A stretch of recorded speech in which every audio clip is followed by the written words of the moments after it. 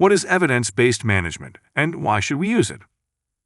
Evidence-based management is the use of evidence to inform decision-making and problem-solving.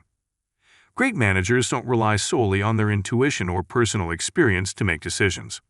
They also rely on different types of evidence, like profit and loss statements and feedback from customers. Why should we use evidence-based management? The simple answer is to help us make better decisions.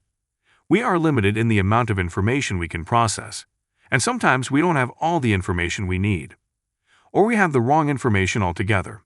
So, the way we see the world isn't always accurate, and this can lead to costly mistakes for organizations and their people. Evidence is also important because there's sometimes a gap between what the research suggests and what society believes. In other words, these circles overlap. For example, your mentors might tell you to give a firm handshake at job interviews to make a positive first impression. The research does support the notion that a firm handshake is better than a weak one.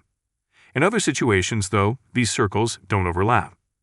For instance, some people argue that great leaders are born with the characteristics that make them great, but the research paints a different picture. The evidence suggests great leaders are made, and they learn how to be effective through their life experiences. Thus, data can help us identify what is probably true and what is probably fiction. So we use evidence-based management and search for the proof before we make any decisions.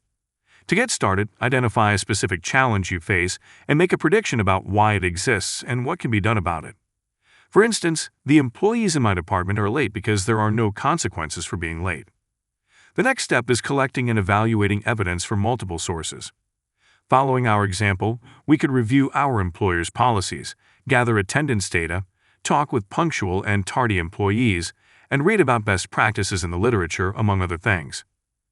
To make the best decisions, great managers try to understand their organizations and the broader context. To understand the broader context, managers use big E evidence, which is collected from the scientific method and published by the academic community. To understand their own organizations, managers use little e evidence. This includes all data produced by the organization.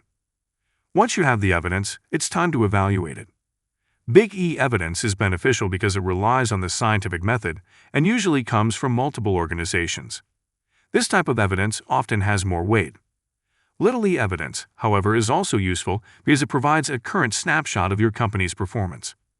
Most of the time, it's best to use both types of evidence.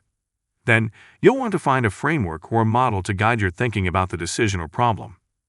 An example of a popular one is Kotter's 8 Stages of Change. It's an evidence-based management model that helps managers think about a planned change. We could use it to help us implement changes to our attendance policy and reward system. Once you have the information and frameworks you need, it's time to make decisions. But to really make this type of management work, you'll also need to create a culture where it's the norm. For example, you'll need to communicate the importance of using evidence to make decisions, and you'll need to be a good role model. You'll also want to train people to use evidence and reward them for doing so. In subsequent videos, you'll learn about other ways of shaping your organization's culture.